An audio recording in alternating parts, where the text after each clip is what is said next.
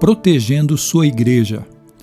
É sua função proteger a unidade de sua igreja. A unidade da igreja é tão importante que o Novo Testamento dá mais importância a isso que o céu e ao inferno. Deus deseja profundamente que experimentemos unidade e harmonia uns com os outros. A unidade é a alma da comunhão. Destrua-a e estará removendo o coração do corpo de Cristo. A unidade está no âmago daquilo que Deus deseja que experimentemos na vida conjunta da igreja. Nosso modelo supremo de unidade é a Trindade. O Pai, o Filho e o Espírito Santo são totalmente unidos em um. O próprio Deus é o maior de todos os exemplos de amor sacrificial, de humildade para com os outros e de perfeita harmonia. Assim como qualquer pai, nosso Pai Celestial tem prazer em ver os filhos em harmonia uns com os outros. Em seus últimos momentos, antes de ser preso, Jesus orou apaixonadamente por nossa unidade. João 17:20. Era a nossa união que estava em primeiro lugar em sua mente naquelas horas agonizantes. Isso mostra a importância do assunto. Nada no mundo é mais valioso para Deus que sua igreja. Ele pagou o mais alto preço por ela e a quer protegida, especialmente dos danos devastadores causados por divisões, conflitos e discordâncias.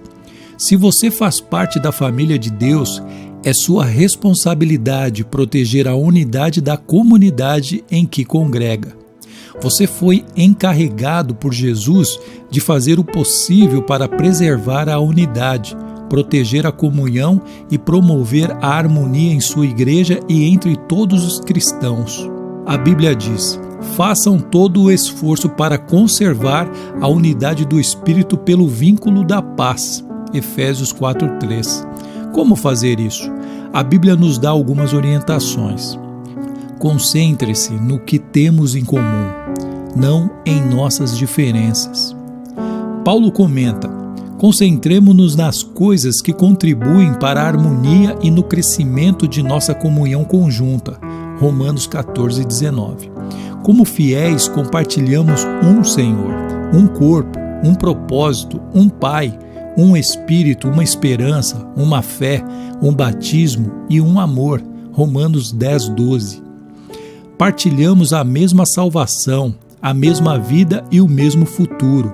Fatores muito mais importantes que as diferenças que poderíamos enumerar. É neles que devemos nos concentrar, não em nossas diferenças pessoais. Lembre-se de que foi Deus que escolheu nos dar diferentes personalidades, formações, raças e preferências. Logo, devemos apreciar essas diferenças, não simplesmente tolerá-las. Deus deseja unidade, não uniformidade. Mas para o bem da unidade, não devemos permitir em que nossas diferenças, em circunstância alguma, nos separem. Precisamos nos manter concentrados no que mais importa. Aprender a amar uns aos outros como Cristo nos amou e cumprir os 5 propósitos de Deus para cada um de nós e para a sua igreja. O conflito é normalmente sinal de que o foco foi desviado para questões menos importantes, que a Bíblia chama assuntos controvertidos. Romanos 14:1. Quando nos concentramos em personalidades, preferências, interpretações, estilos ou métodos, a divisão sempre acontece. Mas, se nos concentrarmos em amar uns aos outros, em cumprir os propósitos de Deus, alcançaremos a harmonia. Paulo implora por isso. Irmãos, em nome de nosso Senhor Jesus Cristo, suplico a todos vocês que concordem uns com os outros no que falam, para que não haja divisões entre vocês, antes que todos estejam unidos num só pensamento e num só parecer. 1 Coríntios 1:10. Seja realista em suas expectativas. Agora que você descobriu como Deus quer que seja a verdadeira comunhão, é fácil ficar desanimado pela disparidade entre o ideal e a realidade presenciada em sua igreja. Você deve amar apaixonadamente a igreja, apesar das imperfeições que ela tem. Ansiar pelo ideal, enquanto critica o real, é evidência de imaturidade. Em contrapartida, conformar-se com o real sem lutar pelo ideal é complacência.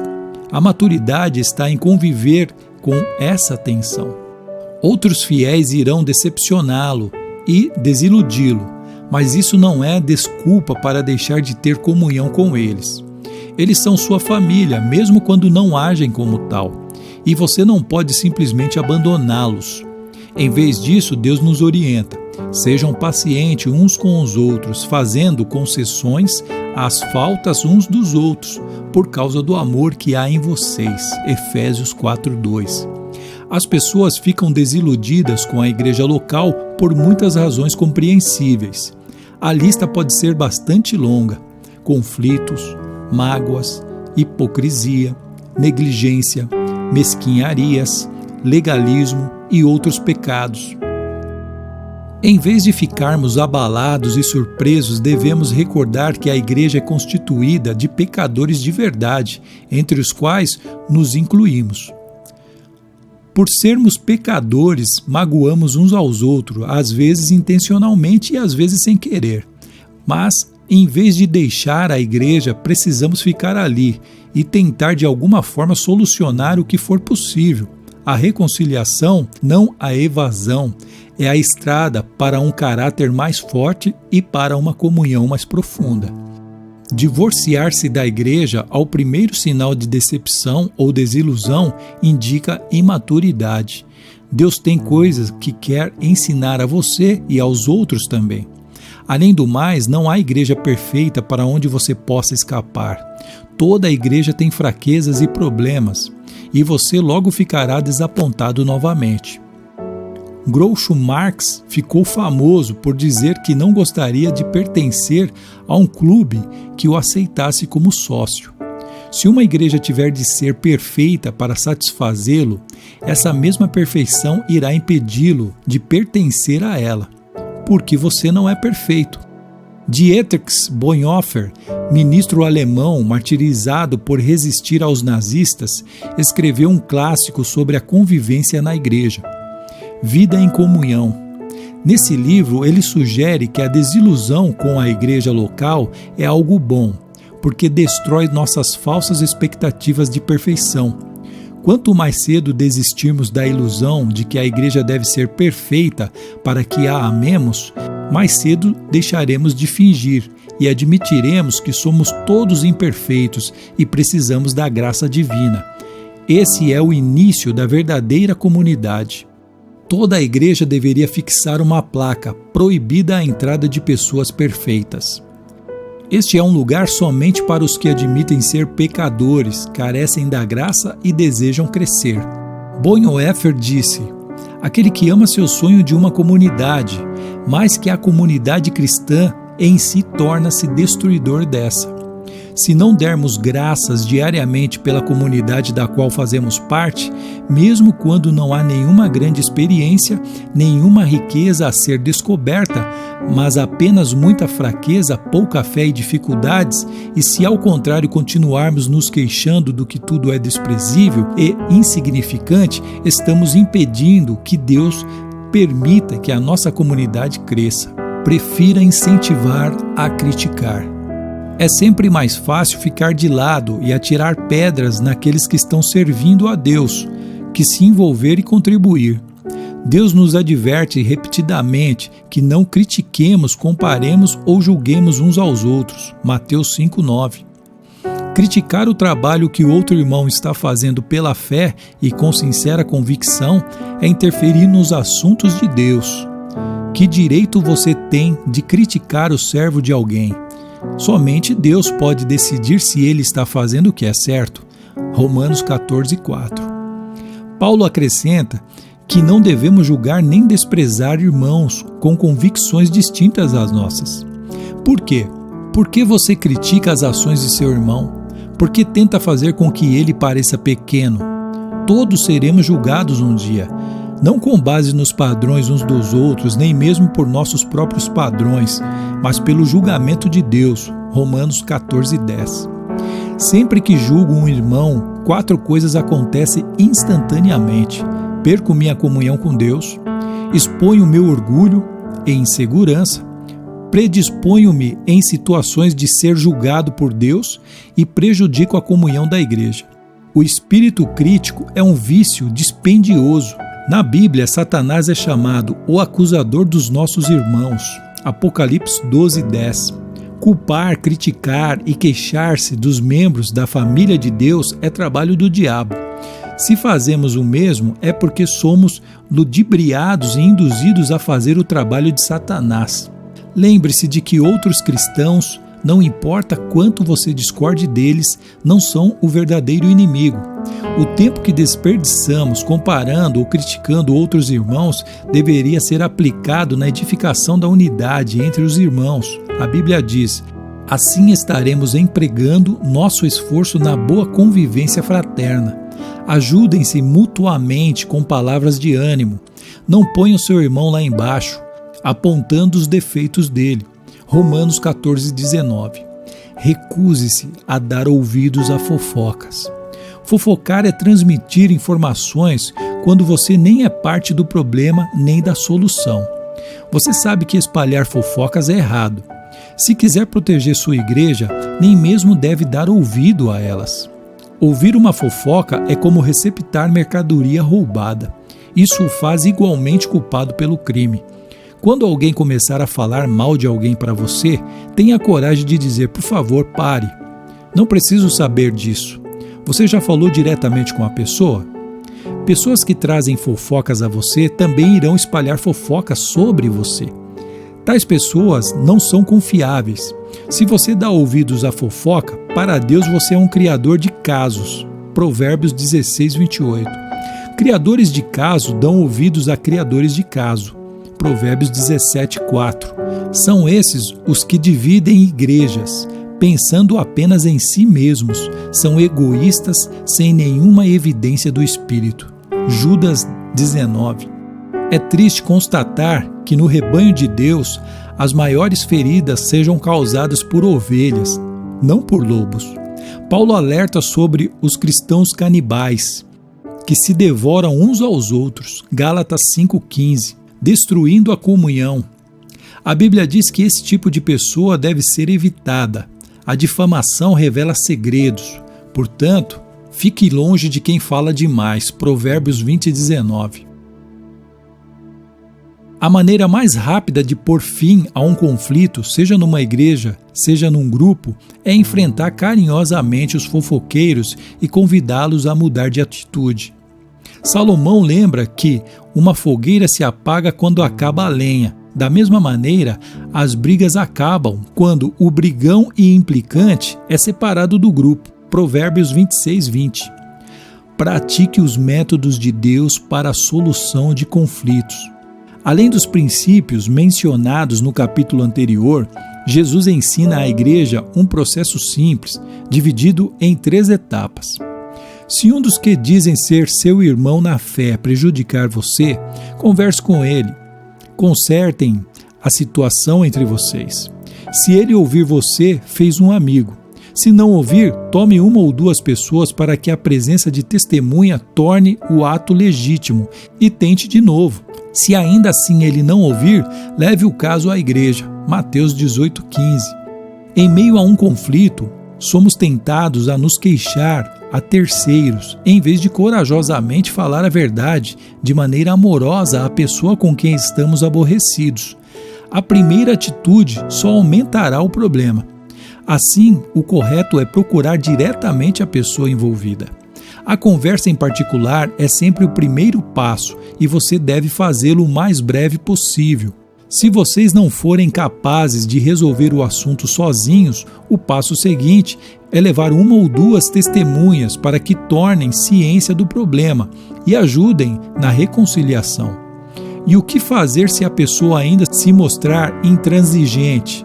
Jesus ordena que apresente o assunto à igreja. E se a pessoa ainda assim se recusar a ouvi-lo, você deve tratá-la como incrédulo descrente. Mateus 18:17. Apoie seu pastor e os outros líderes.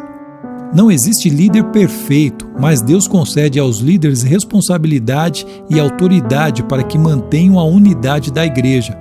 Durante conflitos interpessoais, esse é o trabalho ingrato. O pastor tem a desagradável tarefa de agir como mediador entre membros ressentidos e imaturos que vivem em conflito. Ele também recebeu a impossível incumbência de fazer com que todos fiquem felizes, algo que nem Jesus conseguiu realizar. A Bíblia é clara sobre a maneira com a qual devemos nos relacionar com os que nos servem. Sejam obedientes aos seus pastores. Ouçam o conselho deles. Eles estão atentos à condição da vida de vocês e trabalham sobre a estrita supervisão de Deus. Contribuam para que a liderança deles seja alegre, não penosa. Por que tornar as coisas mais difíceis? Hebreus 13:17. Os pastores um dia estarão diante de Deus para prestar contas sobre a responsabilidade de zelar por você. Eles cuidam de vocês como quem deve prestar contas. Hebreus 13:17. Mas você também terá de se explicar. Você prestará contas a Deus sobre seu comportamento com relação aos seus líderes. A Bíblia instrui os pastores como lidar com as pessoas que promovem dissensão no meio da igreja. Eles devem evitar discussões e ensinar gentilmente o caminho inverso, enquanto oram para que os encrenqueiros mudem de atitude. Devem admoestar os que promovem polêmicas, rogar por harmonia e unidade, repreender os que desrespeitam a liderança e remover os perturbadores da igreja, caso não considerem os dois avisos mencionados. 2 Timóteo 2:14-23. Protegemos a igreja quando honramos os que nos servem no papel de líderes. Os pastores e anciãos necessitam de nossas orações, incentivos, apreços e amor. Recebemos a seguinte orientação: agora, amigos, pedimos que vocês honrem os líderes que trabalham arduamente por vocês, a quem foi dada a responsabilidade de encorajar e orientar vocês na obediência. Tenham toda a consideração e amor por eles. 1 Tessalonicenses 5:12. Desafio você a aceitar a responsabilidade de proteger e promover a união em sua igreja. Empenhe-se nesse objetivo com todas as suas forças. Deus irá se agradar disso. Nem sempre será fácil. Em alguns momentos terá de fazer o que é melhor para o corpo e não para você mesmo, mostrando preferências pelos outros. Este é um dos motivos pelos quais Deus nos colocou na família, igreja, para aprendermos o altruísmo. Em comunidade, aprendemos a dizer nós, em vez de eu, nosso, em vez de meu. Deus diz: não pensem apenas no próprio bem, pense nos outros cristãos e no que é melhor para eles. 1 Coríntios 10:24. Deus abençoa a igreja que permanece unida.